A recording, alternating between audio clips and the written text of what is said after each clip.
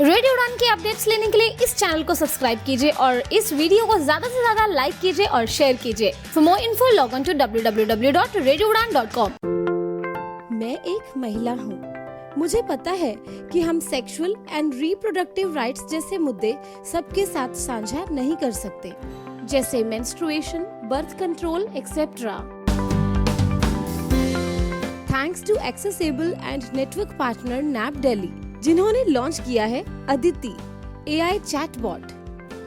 अगर अब मुझे कुछ भी sexual and reproductive health and rights से रिलेटेड पूछना होता है तो फटाक से मैं अपना मैसेज टाइप करती हूँ या वॉइस नोट रिकॉर्ड करके व्हाट्सएप पर 08076551617 पर सेंड कर देती हूँ और तुरंत ही मेरी क्वेरी सॉल्व हो जाती है ना? कितना सिंपल।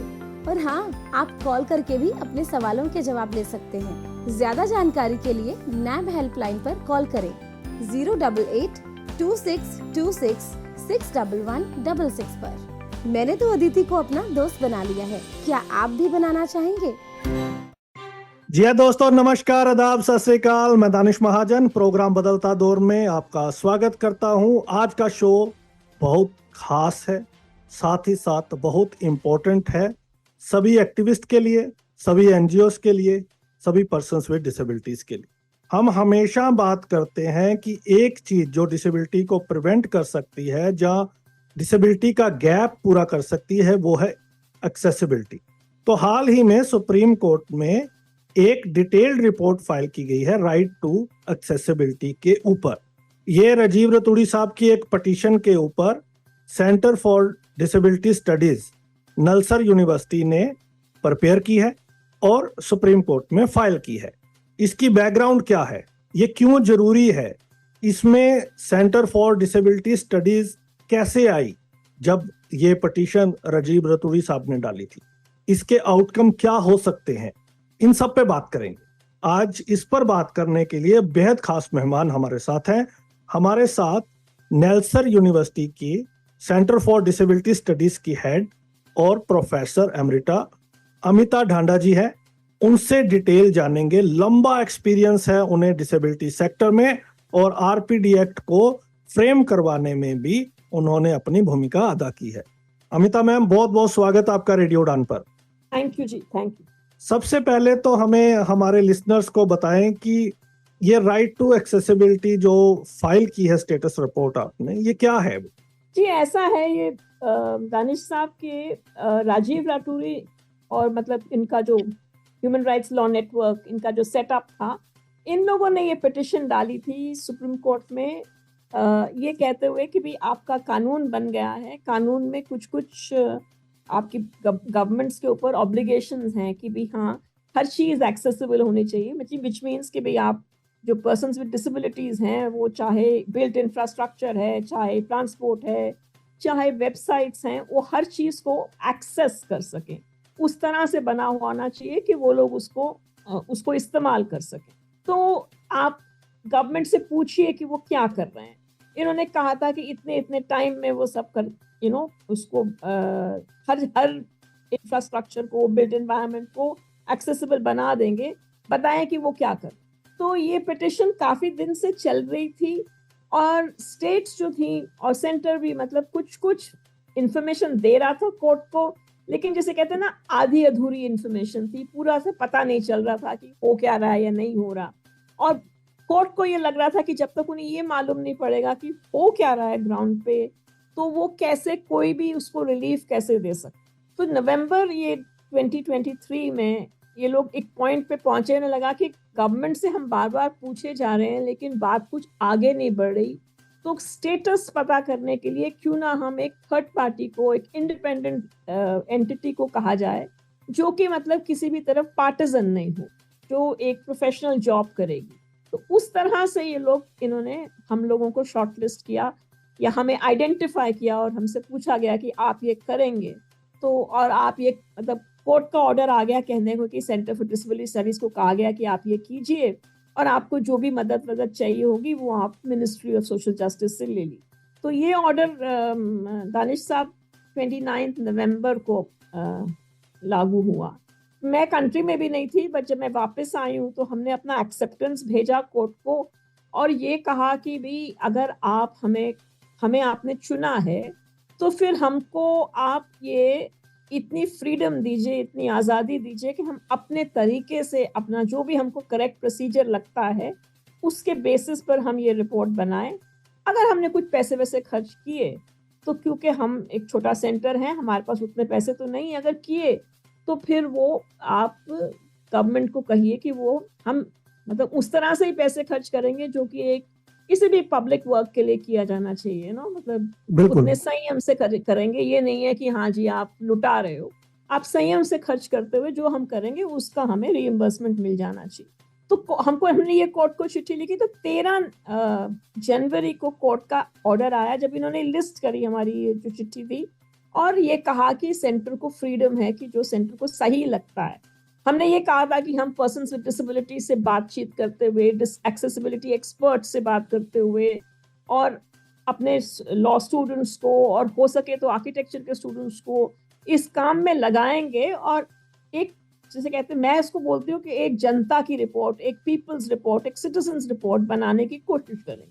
ऑफ कोर्स गवर्नमेंट से भी पूरा जितना भी ब्यौरा हम ले सकते हैं, स्टेट गवर्नमेंट से भी और सेंटर से, वो भी हम लेने की पूरी कोशिश करेंगे। तो ये हमने कोर्ट को चिट्ठी लिखी और ये साथ में कहा कि हम आपको 6 महीने में ये रिपोर्ट दाखिल कर, हमने मतलब ये अपनी कमिटमेंट करी कि नहीं हम ये 6 महीने में जरूर कर दें। और मतलब आगे हम बात करेंगे दानिश साहब, लेकिन मैं कह दूं कि हमने 6 महीने में ही रिपोर्ट दाखिल कर दी, बिल्कुल पूरे 6 महीने में, और एक नया पैसा नहीं लिया गवर्नमेंट से, हमने सिर्फ अपने रिसोर्सेज से बनाई, मतलब सेंटर के रिसोर्सेज के और जितने भी disability organisation, I mean I think about 100-150 लोग हमारे साथ जुड़े हैं इसमें, people individuals with disability, organisations with disability, किसी ने सबने अपने मतलब रिसोर्सेज का इस्तेमाल किया, क्योंकि हम लोग ये बताना चाह रहे थे कि नहीं हमारा बहुत बड़ा स्टेक है, हम पैसों के लिए नहीं कर रहे हैं ये चीज, हम सिर्फ इसलिए कर रहे हैं कि हम इस पे विश्वास करें। बिल्कुल कमेंडेबल। अब ये बताएं कि जो आपने रिपोर्ट तैयार की, आई एम श्योर इसमें बहुत मेहनत लगी होगी, तो मेथोडोलॉजी क्या थी आपकी? ओके, ऐसा है कि हमने देखिए मैं पहले ये बताऊं कि हमने इस प्रॉब्लम को इसका ढांचा कैसे बनाया, हम इसको मतलब how did we frame it, हम समझते कैसे इस सारे इशू को। बिल्कुल। तो 2 चीजें हैं इसमें बहुत इम्पोर्टेंट और बहुत नेसेसरी, अनिवार्य, जो सोचनी चाहिए कि आप जब एक्सेसिबिलिटी की बात करते हैं तो दो नजरियों से देखना जरूरी है। एक जो हम लोग कर चुके हैं, मतलब दुनिया बनी हुई, आप जब दुनिया बनी और बन रही थी या बहुत सारी चीजें हो रही थी, तो ये नहीं था कि उस वक्त डिसेबिलिटी राइट्स की बात लोग समझते थे। मैं वो सारे चीजों को नहीं दोहराना चाह रही कि हाँ साहब में एक वो चैरिटी का मॉडल था, एक फलाना था, ये था, वो सब हमें मालूम है, लेकिन कहीं पर ये लगता था कि अगर डिसेबल लोग घर में बंद हैं तो शायद यही उनकी जगह है। आपने मतलब पूरी दुनिया को इस तरह से बनाया, ये नहीं सोचा किसी भी पॉइंट पे कि एक डिसेबल पर्सन ने अगर इस्तेमाल करना है, चाहे वो बस गाड़ी है, चाहे वो बिल्डिंग के अंदर जाना बाहर है, मतलब कुछ भी आपको दुनिया में घूमने का, बाहर निकलने का किसी ने सोचा ही नहीं। तो आपने जब जो भी जितना भी सॉर्ट ऑफ इंतजाम किया, उस इंतजाम में डिसेबल्ड इंक्लूजन नहीं थी, डिसेबिलिटी इंक्लूजन नहीं थी। तो ऑब्वियस सी बात है, जब डिसेबिलिटी राइट्स आए और एक्सेसिबिलिटी की बात होने शुरू हुई, तो ये हुआ कि जो हम लोगों ने गलतियां की हैं, उन गलतियों को सुधारना जरूरी है। Retrofitting is an important part of it, आपको उसको सही करना पड़ेगा। तो उसका सुधार करना एक पर्सपेक्टिव है या एक एंगल है आपका एक्सेसिबिलिटी में।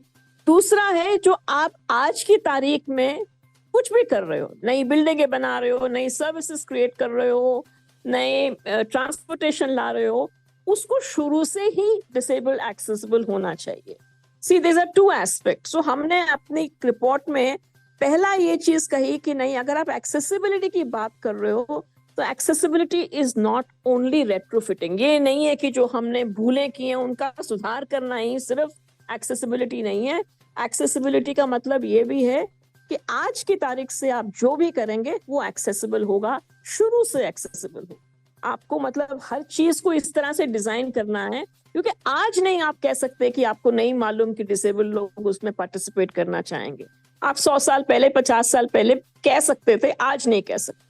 इसलिए आपको वो एक बदलाव तो लाना ही पड़ेगा। बिल्कुल। हमने सबसे पहले ये मुद्दा उठाया कि अगर हम एक्सेसिबिलिटी का सवाल उठाएंगे तो हम ये पता करना चाहते हैं, यही नहीं कि आप जो पिछला था उसको कैसे ठीक कर रहे हो, लेकिन जो आने वाला है वो कैसे इंश्योर कर रहे हो कि वो ठीक होगा। तो दैट इज वन एंगल। दूसरा ये है कि ज्यादातर एक्सेसिबिलिटी की बात, दानिश साहब, अगेन आप ये सोचते हैं कि दिस इज एन इशू जो कि ब्लाइंड लोगों को इफेक्ट करता है, लोकोमोटिव डिसेबिलिटी को इफेक्ट करता है, कुछ हद तक डेफ लोगों को करता है। जो बाकी डिसेबिलिटीज हैं उनके बारे में हम आमतौर पे नहीं सोचते। तो हमारे लिए ये भी बहुत ज्यादा जरूरी था अपनी ये रिपोर्ट करने के लिए कि भाई हम एक्सेसिबिलिटी की बात कर रहे हैं तो हम सबके लिए कर रहे हैं। हर जो बाकी की इम्पेयरमेंट्स हैं, स्पेशली जो इनविजिबल हैं, जिनके बारे में आमतौर पे बात नहीं होती, वहां पर लोग कैसे सोचते हैं, इसमें मतलब उनकी क्या जरूरत है। तो वो एक दूसरी चीज एस्पेक्ट थी। और तीसरा एस्पेक्ट जो हमारी रिपोर्ट का था वो ये कि एक्सेसिबिलिटी को एक किस्म से माना जाता है कि भाई अगर it's a cross cutting right, कि अगर एक्सेसिबिलिटी नहीं है तो आप सिर्फ एक्सेसिबिलिटी नहीं, दूसरे जने से उसकी मतलब एक्सेसिबिलिटी से आप एक तो उसको एक्सेसिबिलिटी नहीं देते, एक उसके बाकी सारे राइट्स जो हैं, चाहे वो एजुकेशन है, चाहे वो एम्प्लॉयमेंट है, चाहे वो हेल्थ है, चाहे स्पीच एंड एक्सप्रेशन है, हर दूसरा राइट जो है, हर एक राइट उस पे भी आपका असर पड़ता है। तो क्योंकि वो बाकी के राइट भी ऑटोमेटिकली नहीं मिलेंगे, इसलिए नहीं क्योंकि वो राइट आप मना कर रहे हैं, इसलिए क्योंकि चीजें एक्सेसिबल नहीं है। तो ना मैं स्कूल जा सकता हूँ, ना कॉलेज जा सकता हूँ, ना मैं काम कर सकता हूँ, ना मैं मतलब अपनी सेहत का ध्यान रख सकता हूँ, ना मैं खेल सकता हूँ, ना मैं वोट दे सकता हूँ, ना मतलब it impacts upon every other right. तो ये तीसरा डायमेंशन था। अब इन तीनों के लिए हम लोगों को ये करना था। एक तो हमने पहले में उसमें किया कि हाँ साहब आपको हमें पता करना है, तो हमने फर्स्ट मेथोडोलॉजिकली हमने सारी स्टेट्स को और सेंटर को सबको अपनी हमने इंडिविजुअल मेल्स भेजी, ये कह के कि हमें आप मतलब हम ब्यौरा मांग रहे थे और उनको डेट दे रहे थे, और एक कांस्टेंट हमने हर 20 दिन के मतलब हर 3 हफ्ते के बाद में एक रिमाइंडर भेजा कि आप बताइए कि क्या हो रहा है, हमें ये फला टाइम तक रिपोर्ट भेजनी है, आप you must inform, tell us what is happening. हम लोग इस पे नहीं थे कि हमने सिर्फ स्टेट से ब्यौरा लेना है, लेकिन ये पक्की बात है कि जितना स्टेट्स को मालूम है उतना कि वो क्या कर रहे हैं या नहीं कर रहे हैं। और एक important part of the methodology थी कि आप उनसे ब्यौरा लेने की कोशिश करो। मैं ये नहीं कह रही कि किसी ने भी नहीं दिया, लेकिन हमें यू कैन से हमें 50% रिटर्न मिला। 50% ने जवाब दिया, 50% ने नहीं दिया। वो जवाब में कितना इंफॉर्मेशन दिया वो दूसरी चीज है, जवाब ही नहीं दिया वो भी मतलब एक प्रॉपर एक हमारे को एक ये एक्सपीरियंस रहा कि हमें 50% लोगों ने जवाब ही नहीं दिया।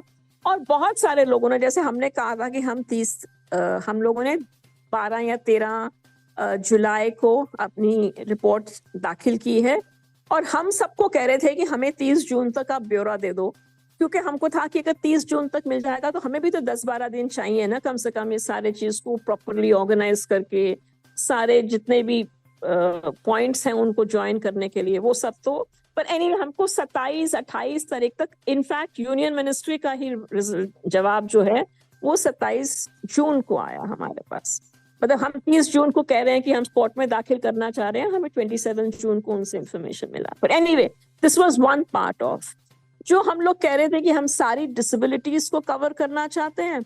और क्योंकि उसमें उनको तो ज्यादातर जो गवर्नमेंट की रिपोर्ट्स थी वो बेसिकली इन 3 डिसेबिलिटीज से हटकर ज्यादा कुछ आपके पास उनके पास कोई इंफॉर्मेशन नहीं था, तो हमने वहां पर पर्सनल एफिडेविट्स लिए कि भाई आप इंटेलेक्चुअल डिसेबिलिटी वालों ने, सेरेब्रल पॉल्सी ने, सिकल सेल डिजीज ने, इस्थियोसिस करके एक पर्टिकुलर कंडीशन है, वो स्किन कंडीशन है, इट इज नॉट, अभी तक वो इंक्लूड नहीं हुई है आपकी डिसेबिलिटी एक्ट में, लेकिन डिसेबिलिटी एक्ट में प्रावधान है कि अगर आप चाहें तो उसमें और इंक्लूड कर सकते हैं। हम ये कह रहे थे कि हमारा पर्पस इस सारी रिपोर्ट को बनाने का है कि कोई भी जना पिछड़े नहीं, कोई पीछे ना रह जाए। तो इसलिए जिनके बारे में आमतौर पे बात नहीं की जाती, लेकिन उनको आपने स्टैट्यूट में इंक्लूड किया हुआ है, और वो लोग भी जिनको एक्चुअली डिस्क्रिमिनेशन का सामना करना पड़ रहा है और जिनके पास एक स्पेसिफिक उनकी कंडीशन है जिसको आपको रिकॉग्नाइज करना चाहिए, उनको भी हमने उसमें अपनी रिपोर्ट के दायरे में रखा।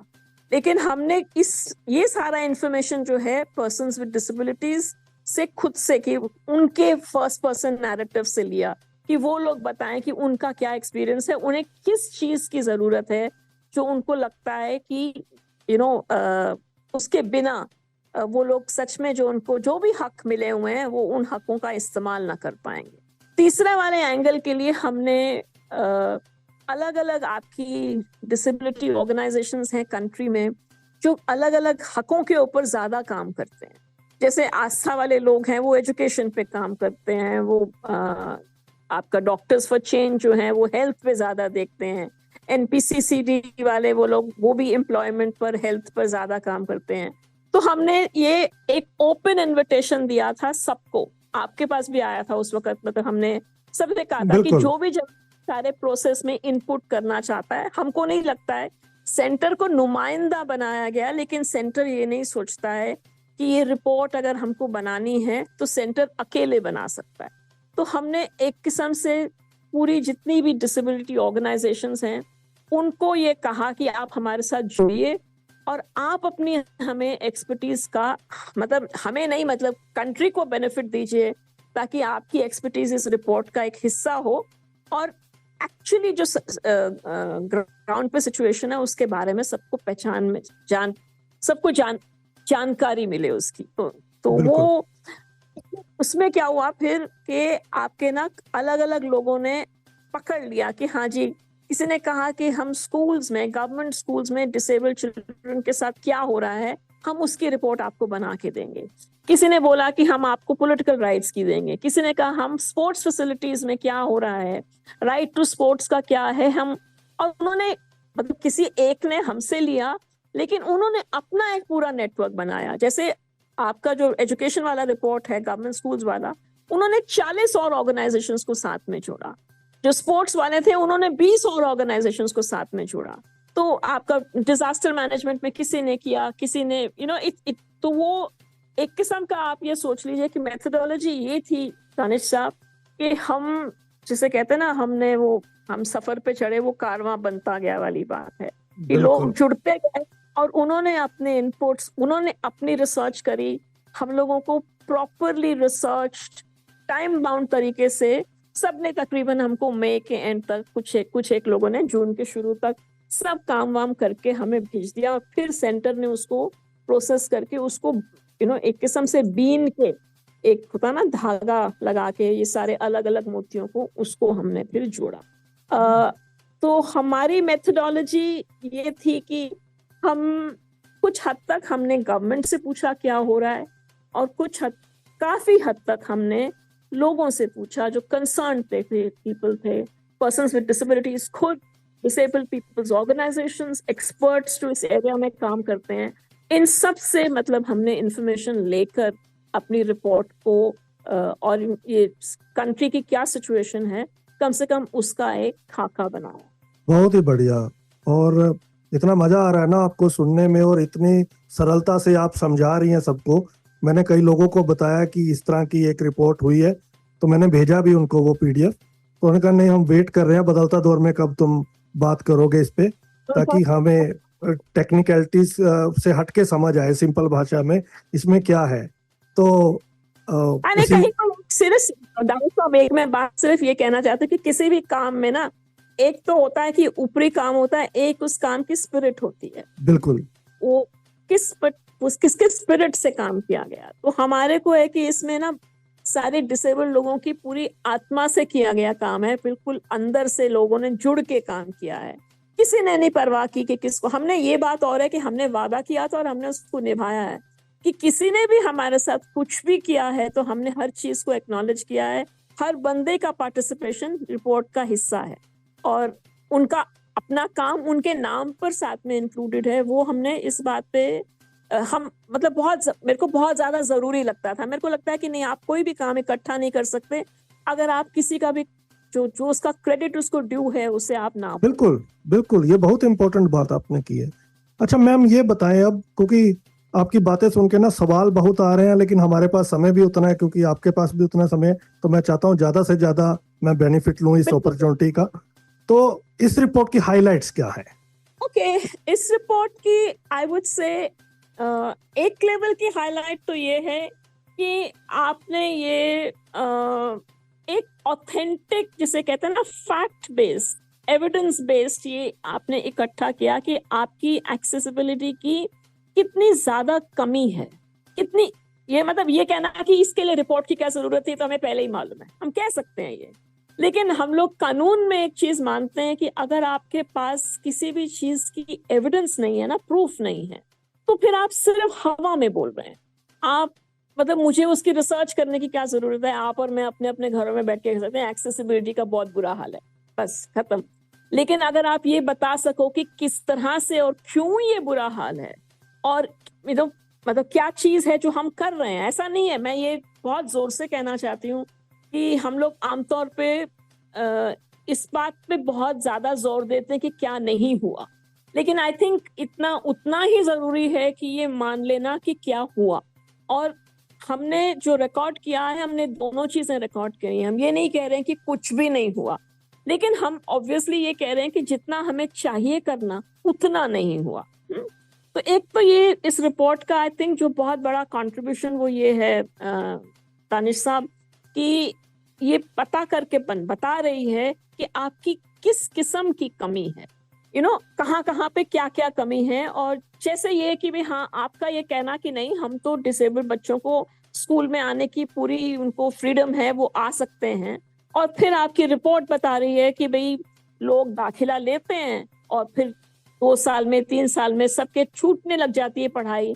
चाहे वो अब एक्सेसिबिलिटी का कितना ज्यादा ताल्लुक है, इस स्कूल के पास स्कूल के लिए बस नहीं मिल रही, जो रोड है वो नहीं है, स्कूल के अंदर सर्विसेज नहीं है, स्कूल में ठीक सा टॉयलेट नहीं है, वो सब चीजों का मिल मुझुल के आखिर में ये सिचुएशन आ जाती है। या जिस किस्म की किताबों से उसको पढ़ना चाहिए वो किताबें नहीं है, जैसे टीचर की उसको जरूरत है वो टीचर नहीं है।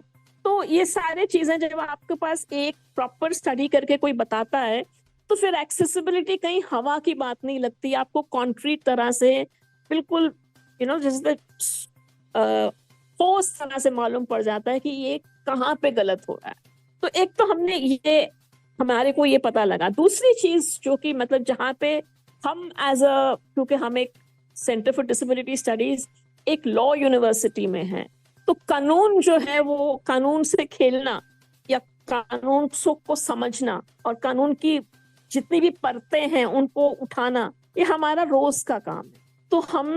तो हमें मतलब एक जो सबसे मिला वो ये मिला कि हर एक राइट्स में कहाँ कहाँ कमी आ रही है। Individual people with disabilities, invisible disabilities को सोचा ही नहीं जा रहा उनके बारे में, उन्हें क्या क्या जरूरत है, और कोई बहुत लंबी चौड़ी भी नहीं है, लेकिन वो क्या जरूरत है अगर आपने उनको एजेंडा पे नहीं लगाया तो इम्प्लीमेंटेशन की तो बात ही नहीं होती।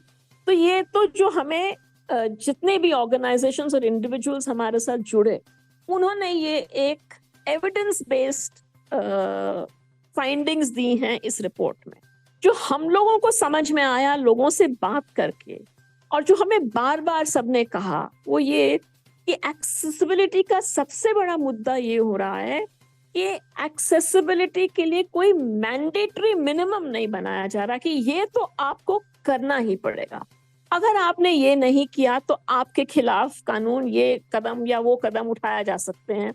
वो चीज नहीं, कहीं पे गायब है, कोई मैंडेटरी कंपोनेंट नहीं है। मिनिमम मैंडेटरी तो होना चाहिए ना कि इतना तो करना ही पड़ेगा एटलीस्ट आपको, मतलब ये जो चाहे वो टॉयलेट्स एक्सेसिबल हैं, चाहे वो ये है कि हाँ जी एक वो जो इनविजिबल डिसेबिलिटीज हैं वो बात कर रहे हैं कि हाँ जी हमारे को एक बुलेटिन बोर्ड हो, या एक किस्म की हमारे को एक जगह को नेगोशिएट करने के लिए कोई हेल्प डेस्क हो, ऐसी बहुत मामूली सी चीजें, लेकिन लोग कह रहे हैं। पर अगर वो कह रहे हैं और आपकी जो ये 2021 की जो हार्मोनियस गाइडलाइंस हैं वो खासकर उसमें मान भी रही हैं कि ये होना जरूरी है।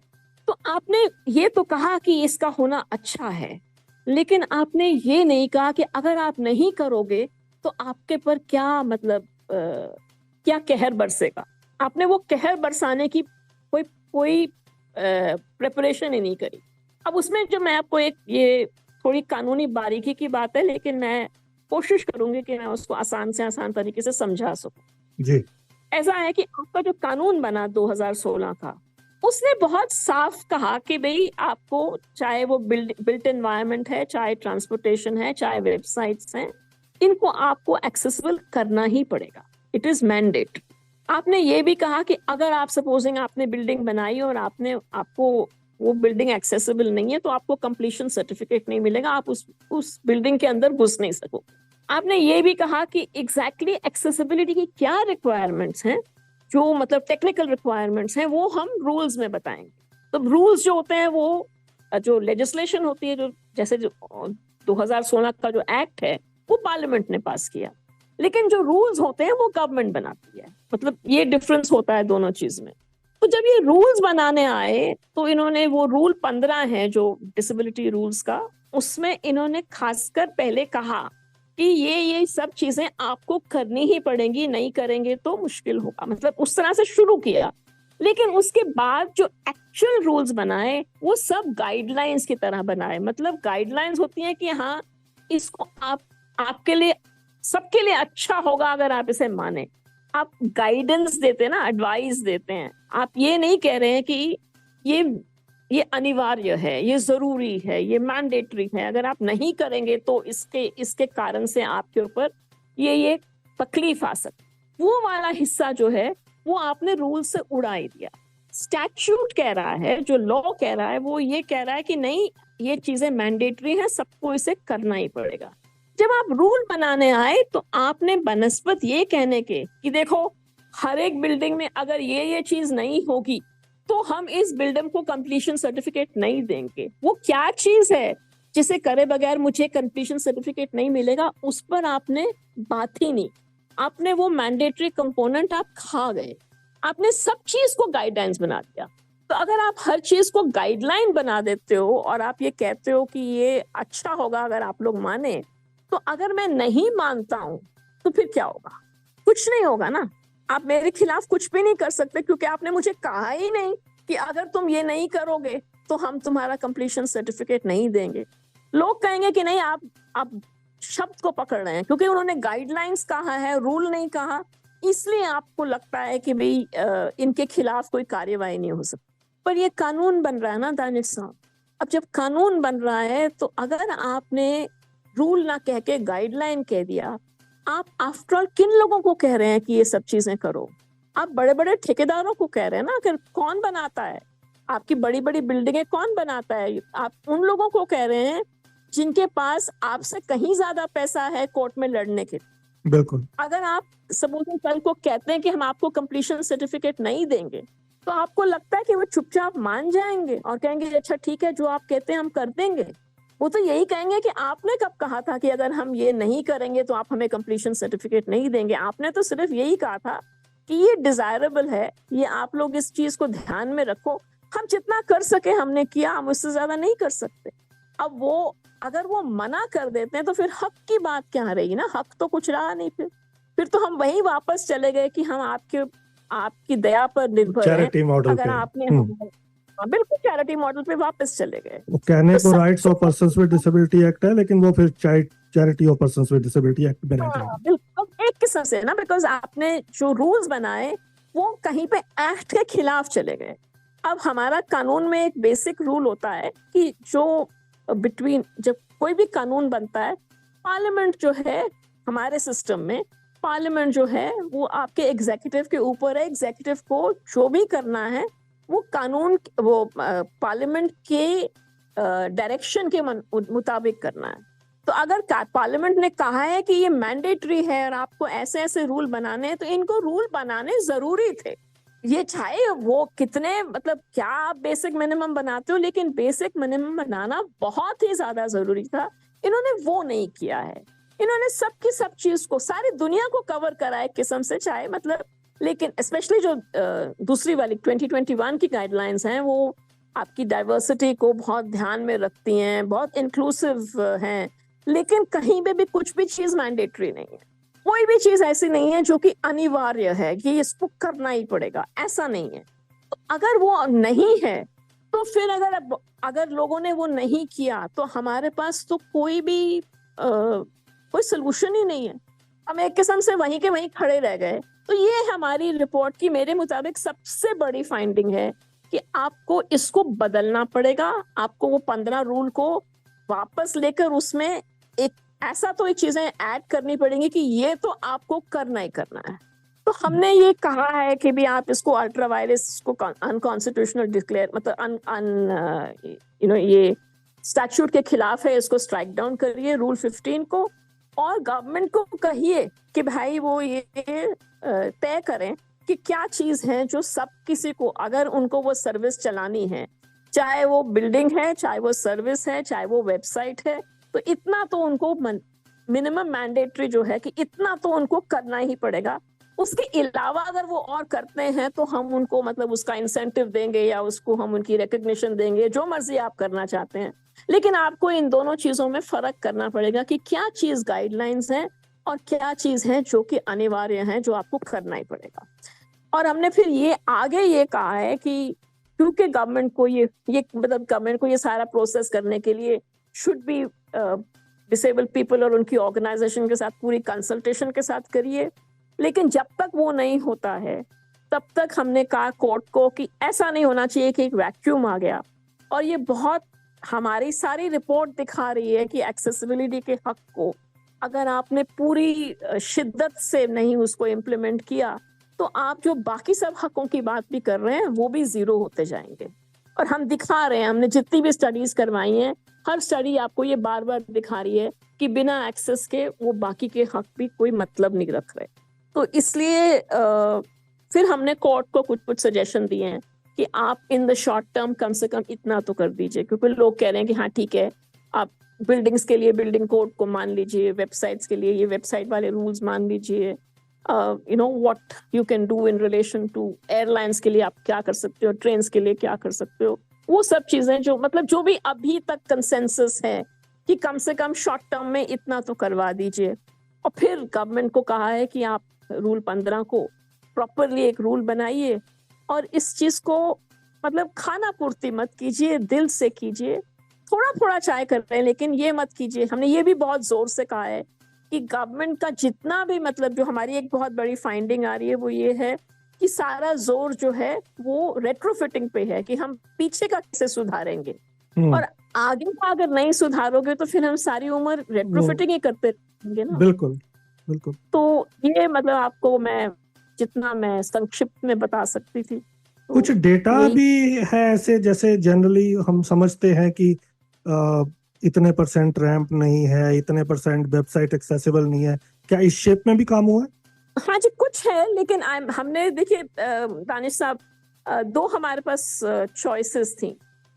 एक तो ये तो कि आप बिल्कुल जैसे ना प्रॉपर कॉम्प्रिहेंसिव पूरी कंट्री का क्या सिचुएशन है उसको आप डॉक्यूमेंट करिए।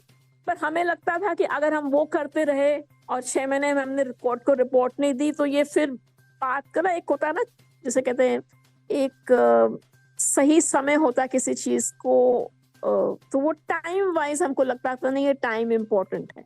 तो डेटा है, ऐसा नहीं है कि नहीं है, और ये चीज की भी कितनी बिल्डिंग्स हैं, मतलब इवन गवर्नमेंट के अपने डेटा से कि जो वो लोग रेट्रोफिटिंग भी कर रहे हैं तो कौन सी बिल्डिंग्स की कर रहे हैं, कितनी करी हैं, कैसे गवर्नमेंट जो है अगर वो एक प्रोसेस को शुरू कर देती है, क्योंकि रेट्रोफिटिंग करने के लिए भी उन लोगों को बिल्डिंग्स आइडेंटिफाई करनी पड़ती हैं, फिर उसका एक एक्सेसिबिलिटी प्लान बनता है, फिर वो प्लान के बाद एक टेंडर आता है, फिर उसके बाद में वो एक्सेसिबल होती है, मतलब इट्स ए लॉन्ग प्रोसेस। तो अगर उन्होंने सिर्फ एक एक्सेसिबिलिटी ऑडिट कराया और कुछ नहीं किया है तो उसको भी वो कहते हैं कि हमने इसको ये एक्सेसिबिलिटी में हम काम कर रहे हैं, मतलब एक्सेसिबिलिटी अचीव करना और एक्सेसिबिलिटी के लिए तैयारी करना, प्रिपरेशन और अचीवमेंट में इन्होंने दोनों को कोलैप्स कर दिया अपनी रिपोर्ट में। तो हमने खासकर कहा है कि देखिए रेट्रोफिटिंग में भी देखो इन्होंने कितना नंबर किया, कितना कम नंबर है, और जैसे हमने जो हमारी कोर्ट्स वाली इसमें पूरी एक्सेस टू कोर्ट्स की पूरी स्टडी किसी ने की, सारे हाई कोर्ट की, और कुछ एक डिस्ट्रिक्ट कोर्ट्स की भी की है, मतलब कुछ और उसमें उन्होंने बताया है कि देखो इतने कोर्ट्स में सिर्फ हमारे को 4 कोर्ट्स में, 3 कोर्ट्स में इंटरप्रेटर्स हैं, 2 कोर्ट्स में सिर्फ आपके पास, मतलब इतने कोर्ट्स में एक्सेसिबल टॉयलेट्स भी नहीं है, all that kind of thing. वो डेटा, क्वांटिटेटिव डेटा, बिकॉज हम लोगों ने मदद ली ना बहुत सारे लोगों की, तो उनकी जो स्टडीज हैं उसमें ये सारा क्वांटिटेटिव डेटा है जी। और ये बात हम बार बार कहते हैं कि जब हम एक्सेसिबिलिटी की बात करते हैं, it is not limited to persons with disabilities only. तो ये चाहे वो सीनियर सिटीजन हो, प्रेग्नेंट लेडीज हो, और किसी ना किसी रूप में आप चाहे टेम्पररी डिसेबिलिटी एक्सपीरियंस करते हो, आप सारा चीजें नहीं कर सकते, और आप अपने नेशन को डेवलप्ड भी नहीं बना सकते जब तक आपका नेशन एक्सेसिबल नहीं है for everyone. No doubt about it Danish साहब। मतलब हम लोग ये बहुत स्लोगन है, स्पेशली डिसेबिलिटी कम्युनिटी में, तो what is good for disability is good for everybody. Perfect, it's a fact, you know, कि अगर आप इंक्लूजन की बात सोचते हैं तो शायद डिसेबिलिटी का लेंस जितने ज्यादा लोगों को इंक्लूड करता है शायद और कोई लेंस नहीं करता। इसीलिए हमने जो रिपोर्ट का नाम भी लिखा है, फाइंडिंग साइजेस फॉर ऑल। हम ये कह रहे हैं कि आप जो one size doesn't fit all तो सब बोलते हैं, हम कह रहे हैं कि हम इस मुहिम पे चले हैं कि अलग अलग साइजेस कैसे, मतलब इनको कैसे बनाया जाए, ये सोच कैसे आए कि हाँ आप 7 और 8 नहीं करो, आप 7.25 और 7.5 और 7.25 सब चीजों के लिए प्रोविजन करोगे तो उतना ज्यादा लोग इंक्लूड होते जाएंगे। और जब वो आपकी एक नजरिया ये बदलता है तो सिर्फ पीपल विद डिसेबिलिटी बेनिफिट नहीं करेंगे, सब बेनिफिट करेंगे। बिल्कुल। अब मुझे ये बताएं, आपकी 2 चीजें आपसे जानना चाहता हूं। इस रिपोर्ट का आउटकम क्या हो सकता है अगर इसको सीरियसली अडॉप्ट किया जाता है?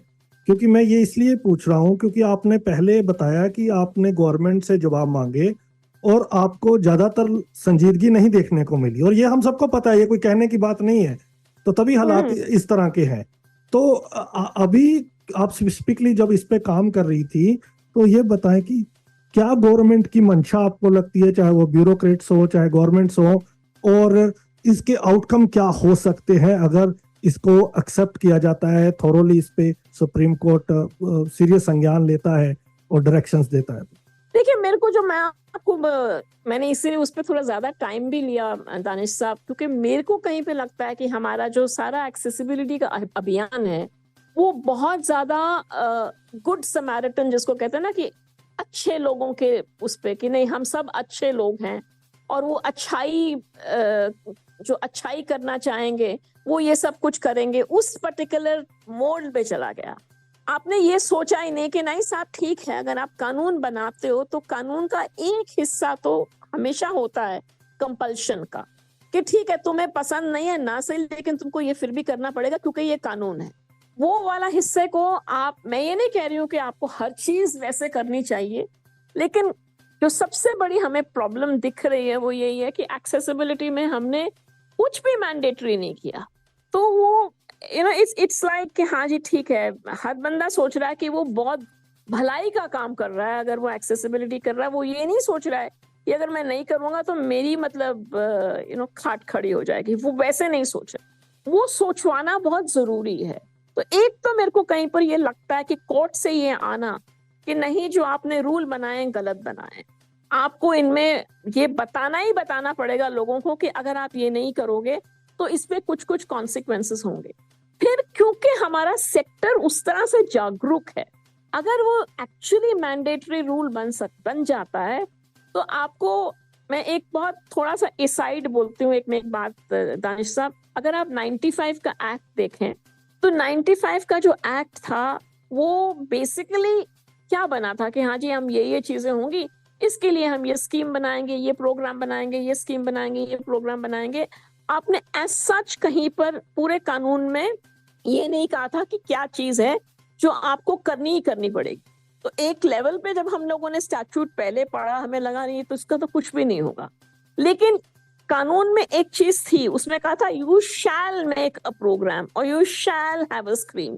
और शैल जो वर्ड है आपके कानून में, उसका मतलब है ये आपको, ये अनिवार्य है, ये आपको करना ही पड़ेगा। उस शैल को पकड़ के लोग कोर्ट गए और कोर्ट्स ने पूरा डिसेबल पीपल का साथ दिया, तो गवर्नमेंट्स को वो स्कीम बनानी पड़ी। यू नो, इट्स लाइक, तो वही वाली चीज अगर यहाँ आ जाती है कि हाँ आप कह देते हो कि ये तो आपको करना ही पड़ेगा। मैं ये नहीं कह रही हूँ कि सारा जो इम्प्लीमेंटेशन है वो गवर्नमेंट पे ही रह जाएगा, लेकिन हम लोगों के भी हाथ में कुछ तो आना चाहिए ना, जिसके बेसिस पर हम इनके पीछे पड़े। हम अगर पढ़ते भी हैं पीछे और वो इतनी मतलब डाइल्यूटेड तरीके से बात है, तो हम किसी को वो उसे हम हद पे नहीं चढ़ा सकते। जैसे हम उसको we can't really book them. मेरे को कहीं पे लगता है कि वो सबसे बड़ी, एटलीस्ट मेरी होप है कि कोर्ट उस चीज को अगर सीज करके ये कह देता है कि रूल 15 का आप बदलाव कीजिए और ये चीजें आप मैंडेटरी करिए, और इन द मीनवाइल हम ये करेंगे। तो अगर आप आज की तारीख में अपने मतलब सेक्टर में उतनी जागरूकता तो है कि अलग अलग जगहों पे लोग फिर इनके, चाहे वो कोर्ट जाके करें, चाहे कमिश्नर के पास जाके करें, चाहे प्रोटेस्ट करें। मैं ये नहीं कह रही हूँ कि हमें सबको कोर्ट ही जाना है, मेरे को नहीं लगता कि कोर्ट ही जाने से कोई, लेकिन अगर आपके पास एक कानून है जिसके बेसिस पे आप दूसरे को कह सकते हो ये कानून आपके लिए, ये देखो बहुत क्लियर ड्यूटी बना रहा है, आपको ये पूरी करनी ही पड़ेगी, तो आप किसी से कुछ मनवा सकते हैं। लेकिन अगर कानून ही कह रहा है कि अच्छा होगा अगर आप ये करें, तो जब लोगों को उनकी मंशा नहीं है करने की, तो आप उनको कंपेल नहीं कर सकते। लेकिन अगर हम वो कंपल्शन का, कोर्शन का कुछ हिस्सा उस कानून में ले आते हैं, तो मेरे को लगता है कि हम थोड़ा सा एक नया रास्ता बनाने के काबिल हो जाए। क्या आपको लगता है कि सरकारें इसमें भी डिले टैक्टिक्स की नीति अपनाएंगी, या आप होपफुल हैं कि जल्दी हमें कुछ कॉन्क्रीट ऑर्डर देखने को मिल सकता है सुप्रीम कोर्ट से? मतलब मेरे को ना हमेशा ये लगा है दानिश साहब की जो कानून अपने आप में कुछ नहीं कर पाता है, इट्स जस्ट कि उस कानून को इस्तेमाल कितनी ज्यादा इमेजिनेशन से और कितनी संजीदगी से और कितनी परसिस्टेंस से यूज किया गया है। हाँ, तो इसलिए मैं हमेशा ये महसूस करती हूँ कि इसीलिए ये रिपोर्ट का बनने में भी, क्योंकि इस रिपोर्ट की ऑनरशिप सिर्फ सीटीएस के पास नहीं है, सबका रिपोर्ट है, सबकी रिपोर्ट है जिसने उसके साथ में काम किया है, और हर हिस्से के उस काम पे अगर हम लोग सब लग जाएं, जुट जाएं, तो जैसे मर्जी कहे, कभी हम एक अच्छी डेमोक्रेसी है, कभी हम नहीं अच्छी डेमोक्रेसी, लेकिन है तो डेमोक्रेसी। तो किसी भी सरकार को किसी पॉइंट पर आकर जागरूक लोगों की बात सुननी पड़ जाती, और डिसेबल्ड लोगों ने तो हर चीज लड़ के ही मंगवाई है। बिल्कुल। तो अब ये सोच लो कि ये ऑर्डर आ जाएगा तो हमारी लड़ाई खत्म हो जाएगी, नहीं, लड़ाई तो तब शुरू होगी कि हमें वैसा वाला ऑर्डर मिल गया जिस ऑर्डर के बेसिस पर हम आगे लड़ सकते। मुझे अपने सेक्टर पर बहुत ज्यादा विश्वास है, बहुत ज्यादा, मतलब मैंने इतने सालों काम किया है साथ में, तो मेरे को बहुत ही ज्यादा मेरी मान्यता है कि नहीं, हमारा जो सेक्टर है उसमें इतना दम है कि वो मनवा लेगा। अगर हम एक बारी ऐसा कुछ मनवा लाए जिसके आगे तो काम करना ही पड़ेगा। लोग डिले करने की कोशिश करेंगे, इसका मतलब ये थोड़ी है कि आपके पास कुछ हाथ में तो हो ना जिसके बेसिस पे आप लड़ रहे हो। दो लोगों का ने, दो कोर्ट्स ने ऑर्डर ठीक ठाक दे दिया, कुछ और ने दे दिया, आपको फिर वो हिम्मत मिल जाती है कि हाँ और काम करने। इससे हमें भी मालूम है कि हम लोग एक किस्म से जिसे कहते हैं ना कि करंट के खिलाफ लड़ रहे हैं। इट इज नॉट लाइक कि लोग सब डुले हुए हैं आपको देने के लिए, ऐसा कुछ नहीं है। It's not, people are not dying to give you things. आपको लड़ के छीनना पड़ेगा वापस अपना हक, पर एक पॉइंट पर जब सब तरफ से सुनने को आता है ना, तो फिर लोगों को समझ आने लग जाती है कि नहीं, इसमें कोई ऑप्शन नहीं, ये तो करना ही पड़ेगा। मैं इसको एज पार्ट ऑफ, आप चाहे अवेयरनेस रेजिंग कर लीजिए, चाहे डिसेबिलिटी मूवमेंट को स्ट्रेंथ देने के लिए कर लीजिए, मैं तो इस रिपोर्ट को उस तरह का एक हिस्सा मानती हूं। और ये बहुत कॉम्प्रिहेंसिव है। अब मैं ये जानना चाहता हूँ, जिन लोगों ने ये रिपोर्ट नहीं पढ़ी, मेरे 2-3 छोटे-छोटे सवाल है आपसे। एक, ये कितना चैलेंजिंग था आपके लिए काम? 2, जिन लोगों ने रिपोर्ट नहीं पढ़ी और पढ़ना चाहते हैं, वो इस रिपोर्ट को कैसे पढ़ सकते हैं? और तीसरा, जो मैंने आपसे नहीं पूछा लेकिन आपको लगता है कि लोगों तक वो बात जानी चाहिए, तो वो बात भी अपनी रखिए। चैलेंजिंग था, बट आई थिंक मजा भी बहुत आया। जब आप एक टीम की तरह काम करते हो ना, और मिलजुल के काम करते हो, और ये हो रहा है कि हम लोग कुछ नया बना रहे हैं और मिलजुल के बना रहे हैं, उसका एक अपना नशा है।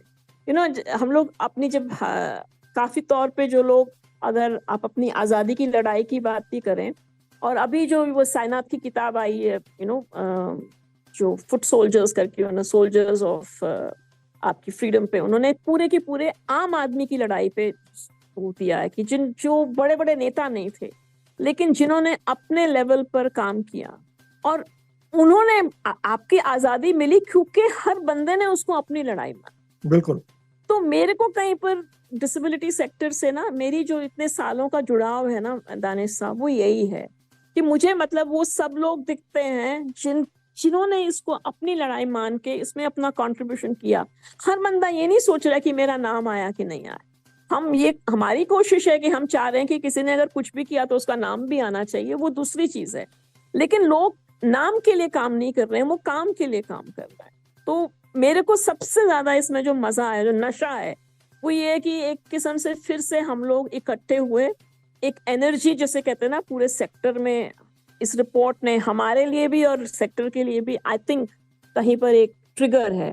अब हम लोग कुछ हद तक उम्मीद कर रहे हैं कि कोर्ट जल्दी इसको उठाएगा।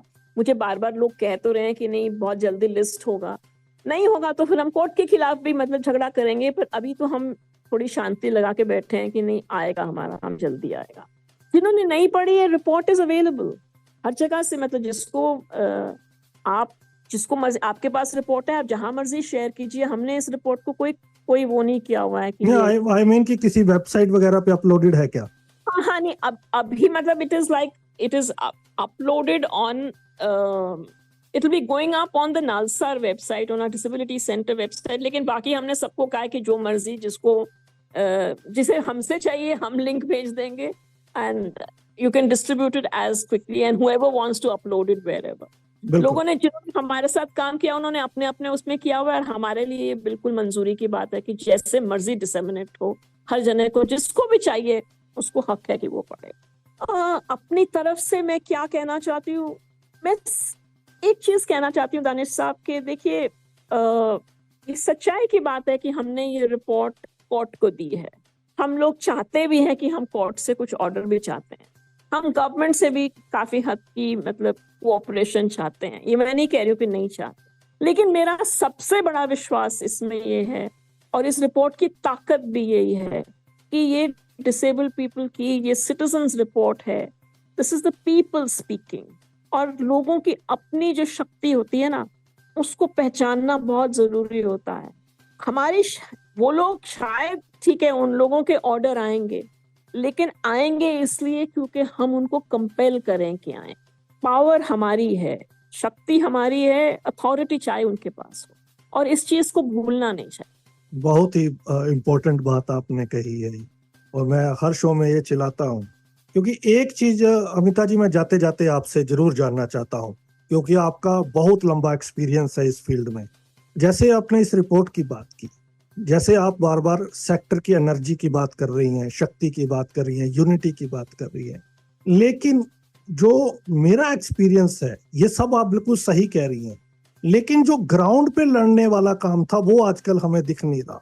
तो क्या आपको भी ऐसा लगता है, जहाँ आपका एक अलग प्रीव्यू, जो हम रैलीज करते थे, डिमांड करते थे, मूवमेंट ग्राउंड पे उतरते थे, आज वो सारा इंटरनेट बेस्ड हो गया है, वहां पे हमें एक कमी दिख रही है, जिसके कारण हमें थोड़ा सा स्लो मूवमेंट दिख रहा है इंडिया में। तो आपका do you think the same और do you have a different perspective? नहीं, आई एम नॉट सेइंग कि मतलब see it's like another way of seeing this is also this Danish के अलावा किसानों की रिसेंट दिस थिंग की, और कुछ हद तक शाहीन बाग, आपको कितना ज्यादा प्रोटेस्ट ऑन द ग्राउंड दिख रहा है। डिसेबल्ड पीपल भी इसी पर्टिकुलर कम्युनिटी का हिस्सा है ना, तो मैं तो फिर भी कहूंगी कि आवाज उठाना, चाहे वो इट्स लाइक कितना आसान मुश्किल हो गया है आपके लिए ग्राउंड पे प्रोटेस्ट करना।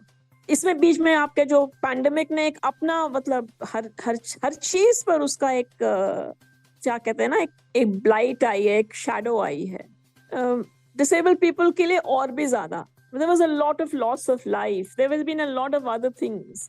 तो यू कांट से मतलब ये एक किस्म का साइक्लिकल है, तो नहीं हो रहा है, क्या चीज उसको फिर से ट्रिगर कर देगी आप कह नहीं सकते। आपकी politically suddenly we have come alive, parliament is becoming a more interesting place, things are happening, so you don't know. I would not, मैं ये कहूंगी कि जैसे कहते हैं ना कि स्पेशली क्योंकि अब मैं 70 के पास जाने वाली हूँ, तो एक सही समय है कि हमारे समाने वाली बात नहीं होनी चाहिए। हर जनरेशन को अपना झगड़ा करना पड़ता है, अपने किस्म से लड़ाई करनी पड़ती है। हम तो उनके पीछे खड़े हैं और उनको पूरा उत्साह दे रहे हैं कि नहीं, कर सकते हैं, आप भी कर सकते हैं। आपके समय के लिए जो सही है वो आप करोगे, लेकिन झगड़ना और डिसेंट करना और अपनी बात के लिए पर कायम रहना और उसको मनवाना हर जनरेशन करती है। हर एक का तरीका में भी बदल जाए। मुझे नहीं लगता है कि I would want to give up और आई वुड से कि नहीं ये नहीं होगा। आई फील कि नहीं, चर्निंग हो रही है, किस वक्त अमृत निकलेगा देखिए। काफी हद तक मैं बहुत ऑप्टिमिस्ट हूँ और मेरे लिए हमेशा गिलास जो है वो आधा भरा होता है। तो मैं ये देखती हूँ कि हाँ, ये नहीं कि क्या नहीं हुआ, पर क्या हुआ, क्या हो सकता। तो ये रिपोर्ट भी उसी स्पिरिट से लिखी गई है और उसी स्पिरिट से मैं आपके साथ बातचीत करने आई हूँ, क्योंकि आपने, you were amongst the first persons who had written to me and said कि आपको जो सपोर्ट चाहिए हम पूरा, मैं आपके लिए ना, रेडियो उड़ान is there for you and I treasured it। मतलब I really treasured that आपका वो आपकी जो मेल थी मैंने सच में ट्रेजर करी। तो मैंने आपको तब कांटेक्ट किया जब रिपोर्ट हो गई। मैंने कहा देखिए अब मैं बात करने के उसमें हूँ कि इसके बारे में बातचीत कर सकते हैं। उससे पहले हम लोग रिपोर्ट बनाने में ही, लोगों को इकट्ठा करने में, वो सब चीजों में इतने ज्यादा थे कि टाइम ही नहीं था कि और कुछ नहीं, करने बिल्कुल, का। I can understand. और मेरे लिए ये जो टाइम थी ना कि नहीं ये 6 महीने में ही खत्म होनी है, वो बहुत इम्पोर्टेंट था। एंड मेरे को लगता है कि it did contribute majorly to our sense of achievement कि देखिए हमने कहा था हम कर देंगे और हमने कर दिया। So thank you ma'am. कभी कभी थोड़ी सी सक्सेस लेनी जरूरी होती है। But hats off to your energy. तो जिस तरह से आपने अपने एक्सपीरियंस के साथ इस रिपोर्ट को बाकी लोगों के साथ मिलके बनाया है, आपकी एनर्जी को हैट्स ऑफ। और जिस तरह से आपने इस शो के माध्यम से लोगों को समझाया है, इतने पेचीदा सब्जेक्ट को इतने सरल शब्दों में समझाया है, वो बहुत मजा आया। मुझे खुद भी बहुत सारी चीजें सीखने को मिली और लोग तो वेट कर ही रहे हैं कि कब ये शो मैं रिलीज करूं। तो thank you so much for enlightening thousands of listeners and all the very best. और इसी तरह आपसे आगे भी बातचीत होती रहेगी। I am really thankful for the opportunity। और to sort of, कभी कभी होता है ना कि कोई चीज, शायद मैंने बैठ के आज सुबह, बिकॉज आपके यहाँ पे मेरे को रिपोर्ट अब आपसे बातचीत करनी थी, तो मैंने बैठ के फिर रिपोर्ट पढ़ी आज फिर से। लेकिन नहीं यार, आपको लगता है आपको आता है, लेकिन फिर भी जरूरी होता है रिवाइज करना। टीचर हूं ना, तो इसलिए रिवाइज करते। अब आपसे एक प्रॉमिस यही चाहिए कि आगे भी हमें आपकी जरूरत पड़ती रहेगी, ताकि आप मतलब मेरे को ये था कि देखूं, मैंने इतना बुरा नहीं किया, मतलब इतनी ज्यादा हिंदी में लगातार बोलने की इतनी आदत नहीं है, लेकिन इतना बुरा नहीं किया। चलो, अरे मैम बहुत जबरदस्त किया आपने, क्या बात है। Thank you so much once again. Thank you Danish, thank you so much. I will be happy to any time. तो आज हमने बात की प्रोफेसर अमृता जी से, जिन्होंने राइट टू एक्सेसिबिलिटी की जो स्टेटस रिपोर्ट सुप्रीम कोर्ट में फाइल की है उसके बारे में हमें डिटेल में बताया। अगर आप लोगों को ये रिपोर्ट पढ़नी है तो आप मुझे लिख सकते हैं radioudan@gmail.com पर या danish.mahajan88@gmail.com पर, तो मैं आपको सेंड कर दूंगा। इस शो को ज्यादा से ज्यादा लोगों तक पहुंचाएं ताकि उनको भी समझ आए कि ये मुद्दा क्या है और इस पे क्या हो रहा है। अगले सप्ताह होगी मुलाकात किसी और पर्सनैलिटी के साथ, किसी और टॉपिक पर। दीजिए इजाजत, सुनते रहिए रेडियो उड़ान, flight of life. Bye bye. Hi, I'm Rajkumar Rao on Radio Udan, where every story shines bright. Join me in embracing diversity, spreading kindness, and celebrating the beauty of every individual. Together we can make the world a more inclusive place. Keep tuning in. एक सफल और स्वतंत्र जीवन में दृष्टिहीनता कोई बाधा नहीं होती, लेकिन कैसे? NFB कर्नाटक की मदद से। ये आपको देता है पर्सनल असिस्टेंस और ट्रेनिंग प्रोग्राम्स। जिससे आप महसूस करेंगे एम्पावर्ड और आत्मनिर्भर। NFB कर्नाटक की एड्स एंड अप्लायंसेस सर्विस आपको देती है एक उज्जवल कल के लिए आवश्यक उपकरणों तक पहुंच। इतना ही नहीं, NFB कर्नाटक की ब्रेल कम टॉकिंग लाइब्रेरी है सभी के लिए सुलभ पुस्तकों का भंडार। इस टॉकिंग लाइब्रेरी के साथ जिंदगी का आनंद उठाएं। NFB की इंफॉर्मेशन एंड काउंसलिंग सर्विसेज आपको देंगी सटीक जानकारी और विशेषज्ञों से मार्गदर्शन। इतना ही नहीं, NFB की लीगल और सिविल एडवोकेसी सर्विस आपको रूबरू कराएगी अपने अधिकारों से एक समानतापूर्ण दृष्टिकोण से। घर बैठे पाइए जॉब ओपनिंग्स पर ऑथेंटिक जानकारी। जी हाँ, NFB कर्नाटक आपको देता है SMS job alert service. NFB Karnataka सही मायनों में बना है दृष्टिबाधितों की आवाज। हम आवश्यक सहायता और सुलभ पुस्तकालयों से लेकर वकालत और करियर के अवसरों तक एक अधिक समावेशी समाज बनाने के लिए समर्पित है। आज ही हमसे संपर्क करें 08023484794 पर या फिर आप कॉल कर सकते हैं 9916368800 पर। अधिक जानकारी और सकारात्मक बदलाव का हिस्सा बनने के लिए nfbkarnatak.org पर जाएं। NFB Karnataka, voice of the visually impaired.